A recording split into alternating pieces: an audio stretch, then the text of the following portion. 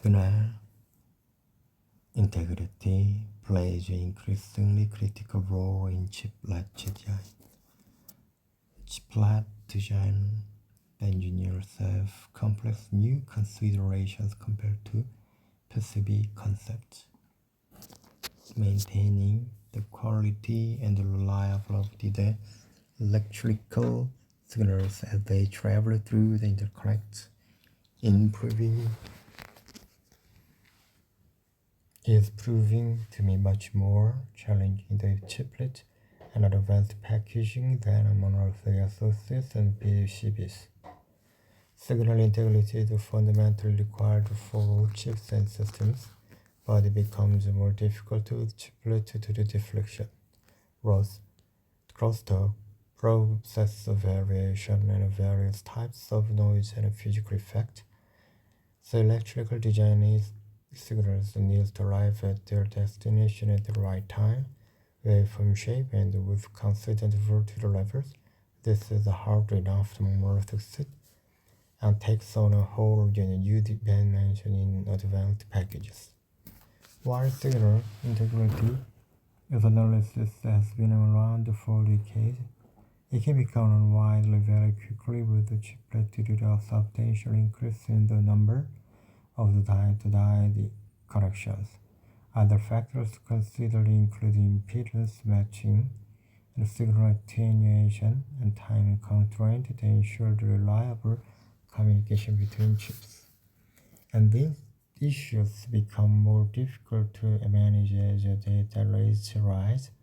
Feature size continues to shrink, and as chiplets developed in different nodes and different sizes added onto some type of substrate and often integrated into some type of advanced packages in custom configurations. Chiplet-based semiconductor design or system in package present unique challenges compared to traditional monolithic design, particularly integrated. Noted Maniak Bhatnagar as product marketing director of SSG at Cadence. While signals in monolithic designs are shorter and more predictable, chiplet-based designs have inter-die connection across substrate or advanced packaging like interposer and bridget. These longer paths crossing the material boundaries introduce impedance mismatches, signal degradation, and crosstalk power delivery, which is centralized monolithic design generally becomes more complex with multiple chiplets requiring careful noise mitigation. While advanced packages filled with a chiplet have more area to become with than a monolithic SoC, that doesn't solve the signal integrity problem. On hand, in chiplets, all the traces are much more tightly packed, with the result in a significant more crosstalk and steady-handed ahead of efficient electronics and Fraunhofer IIS engineering of adaptive systems division. On the other hand, more space is allocated for a power supply, leaving less room for the signal traces. Signal integrity for a chiplet differs between two ways from monolithic chips. First, the interface itself will drive requirement for the die-to-die due to the interface that needs to be tailored for the interface. Such will the Cruz, fellow and senior director of system integration and development in ARM. Second, the addition to the interposer and additional package layers for die-to-die interface have an impact on the non-die-to-die designs. They will need to traverse the interposer and additional package layers. In fact, ensuring signal integrity is one of the biggest challenges for 3D ICs when you go off chip. These are extremely high-speed connections that Mark Sweeney, Director of Product Marketing in ANSYS. These are the cells that connect the chip together and their channels. Even though they are nominally sending to the third data back and forth between each other, a very much analog circuit, and at the extreme speed that they run, they need full electromagnetic EM modeling to calculate them. This means that it's not just RC, resistance and capacitance, but resistance, inductance, and capacitance, RLC, and there is mutual self-inductance. So you need a full EM modeling of signals on the interposer because of high speed. RF designers have been familiar with this for years, before most digital designers with a new concept. They have to get into EM and it's analog. TSVs and bumps needs to be modeled for chiplet as well. At lower speed, these bumps and TSV are the resistance or capacitance and set swinging. But at higher speeds, the EM modeling is needed, so the TSMC had to develop an RLC model for the through silicon vias in each entry, which means even the vertical connection have to be electromagnetically modeled for that. That's the big difference along the capacitance now, because you've got to identify your path, leaving one chip and possibly hitting multiple chips, going through the interposer, and even to the package if you need an I/O signal. You need to be able to model the entire signal path, beginning to end, across multiple chips and an interposer. And the major issue with electromagnetics and signal integrity. Then, if you want to do the path, you have to do the good old-fashioned RC for the lower speed on the top on-chip communication. EM analysis is typically more complicated than RC extraction, but it's also limited in capacity. EM analysis can do thousands of signals, but not millions or tens of millions, as RC extractor can do, he said. This means you typically have to isolate only those signals that are of interest for the high-speed communication, and then the switch in any other lower speed signals, or just analyze the communication channel in its own. Like the HBM communication channel is a typical example. When you're talking from a chiplet to HBM, there's the signal lines, and we are talking the 1024 bits at the same time. That's quite a high bandwidth, and interleaved the power and grounded for shielding, so it comes a complicated physical and electrical channel that you need to simulate the entire electromagnetics for. So the PCB similarities and differences. Many of multi-die and chiplet issues confronting chip design teams today are similar to what they saw on PCB. Even some of the language is the same. But those issues becomes much more complex and more difficult to solve with the multiple chiplet in the advanced package level.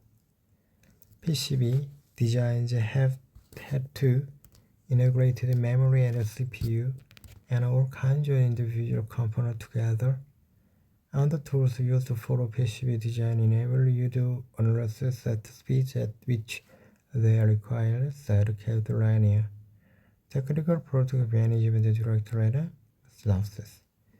The dimensions, of course, are much bigger for PCB, so it's really scale different, and that's where, as we go into the new direction of the multi-die, so as we start to look at the IS star of routing that required for interposer or embedded bridges for wafer to wafer bonding. All of those interconnect types are not what you have the PCB designed. There are CFO, bumps, and things like that, and you have to deal with those. You also have to deal with the signals that could out the real workload connect and the way out the PCB and then a bigger system, as well as all the interconnects that are multiple from die to die. The whole chiplet ecosystem that a chip becomes a reality, and the future must have them more standards. The question is what tools are need to look at the interconnector from a signal integrity standpoint, as well as the design for power integrity. With these multi-die systems, you need to go into take account the power drive, the thermal, and a thermal can have lots of different impacts on those multi-systems and chiplet designs. Analyzing all of this is challenging. Two things indicate the type of analysis that a design engineer needs to take into account the physics for the new multi-systems compared to the PCB, Lanier said. First, the design engineer had to look at the design feature sizes and considering using a foundry process as opposed to the OSAT or an organization substrate. The dimensions are much smaller and yet speeds are much higher, and those two things so together in terms of driving the need to electromagnetic simulation in the IC domain, be able to use it for digital design that require other types of analysis, and being able to use in a multiple design. These tools could be utilized on PCB design, and they could be utilized for classic packaging product, but multi-design and chiplet designs require even more capacity for the same accuracy. That's another challenge. A multi-physics analysis is now much more complex in sense of the scale of the size of the design compared to the original PCB designs. The chiplet effect. The signal integrity challenges can vary widely by application, too. A monolithic design is used to be the signal integrity was done by a separate group of people on the PCB side, and they perfected that art. Said Subramanian Laguli, product specialist, and Siemens uses the industry software. There was a process as to how they wanted to sign off for compilation. Today for chiplet there are different protocols, UCIM, EP, SATA. If you are a chip designer who is designing a transceiver, or if you are board like person like HP, or somebody else is designing the board, or if you are the repeater company trying to take that, some amplified and send it to something, the process is clear. The standard have evolved as the compliance required at the transmitter, but what is the compliance required for the repeater? What the compliance required at the receiver, both for serial standard, also for parallel standard.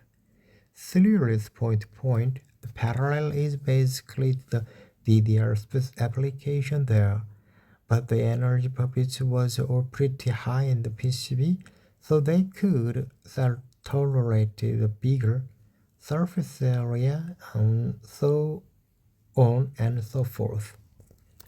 So when chips were monolithic, there was just appropriate consideration.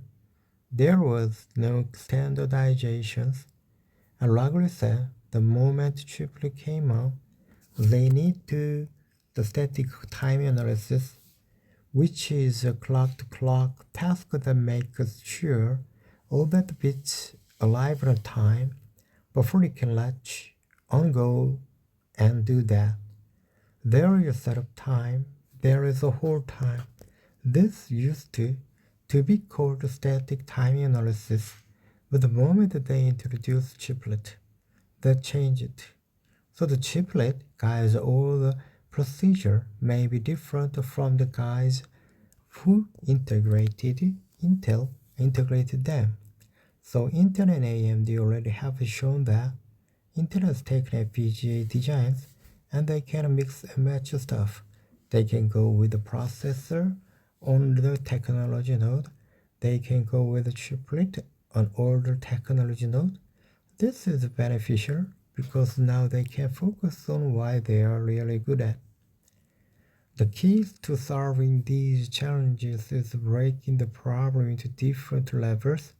If we are in the early exploration stage, you may not have the full set of the design rules, solution of linear, but you still need to be able to make a certain trade-off and do visuality studies exploration and be able to understand how those chiplets can be used with the system and configured in a way that makes it so that the die connections are short enough to give you the speed to handle your workload. You have to make sure the power delivery networks are designed to meet your power goal. So in parallel with that, you've got to make sure the thermal interface material, all the different components, not just the die, but the actual assembly of those together can still meet the maximum temperature of the die and the maximum operating temperature across the full spectrum and corners that you might have to face through your system. It's really the complexity of the designs and the speed of design that are becoming more critical to making sure these tools available can support them. The industry is advancing in several areas to order to address these complexities and improve the productivity. Packaging technologies such as silicon interposers and fan-out designs are reducing signal loss and, and enhancing the interconnect performance. Said cadences, but Naga. Standardized interface such as UCI streaming the inter-die communication, while machine learning is enabling faster SI analysis and predictive modeling. Improved material and 3D integration with techniques such as hybrid bonding are further enhancing SI performance by reducing interconnect distance and losses. Also, next generation EDA tools are integrating the SI, PI, and thermal analysis into a unified framework, reducing iteration cycles and improving the accuracy. And a high-speed interface now incorporates advanced equalization techniques to mitigate losses in the package of interconnects. Such advanced package interconnect standard and simulation technology are steadily making these challenges more predictable and solvable. Still, there are more challenges to address. Timing this closure becomes harder as chiplet becomes encounters significantly worse process variation across chiplet as well as substrate substrate substrate induced skew. It concept to the unifying timing domains of monolithic architectures.